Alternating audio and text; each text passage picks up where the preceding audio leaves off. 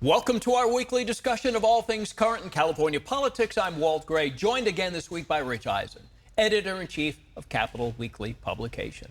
Rich, good to have you. Let's get back to the Sacramento mayoral race. We haven't talked about that for a few weeks now. The primary had Dr. Flo Kofer with 28% of the vote, Kevin McCarty, 22%. So they're facing off on the 5th of November. Has anything changed in your mind in terms of what you expect the result to be? You had earlier stated that you felt McCarty would win comfortably. Yeah, I mean, I think that is still by far the most likely scenario.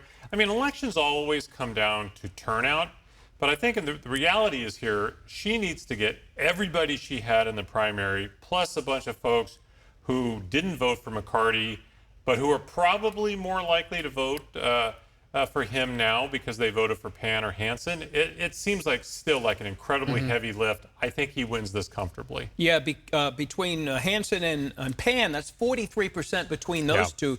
You would expect they would more likely to go to McCarty than to Dr. Kofer. It would certainly be the most logical presumption. Yeah. Okay, so political ads, and there's so many you see running nationally, locally, whatever. So many of them, they're edgy, but at times very misleading. How does this happen?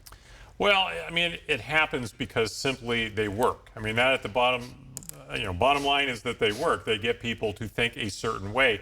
And, I remember seeing ads around the time of the Affordable Care Act where they were just saying things were patently false. But it takes so much effort to fight these things. What we're seeing now, maybe that effort is being, a lot of that effort's being put into deep fakes. And we saw legislation this year that got signed by the governor barring deepfakes in the use of political campaigns. And there's already a lawsuit trying to overturn that from a so-called parody group that wants to use these deepfakes.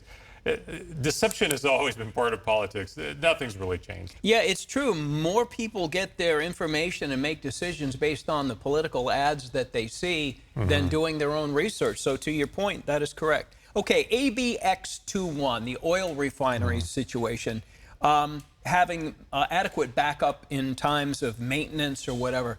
Is this going to happen? And is this a lot to ask of big oil?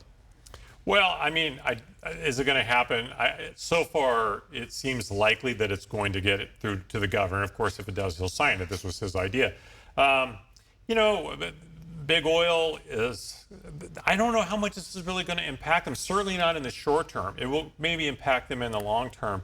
But I think all it's going to really do is be a little PR for the governor. But even the governor would admit this is not going to change gas prices right now. I mean, even some of the lawmakers that are considering this now say they have significant concerns about where we're going with all this. So, I think it's a TBD. To be determined, yes. We know all about TBD. And if the governor does get this through, he'll always be able to say down the road he took on big oil and won. Yeah, absolutely. So there you go with that, too. Okay. Thank you, Rich Eisen. Good to see you again on this weekend. If you'd like to reach out to Rich, you can do so at rich.eisen@capitalweekly.net.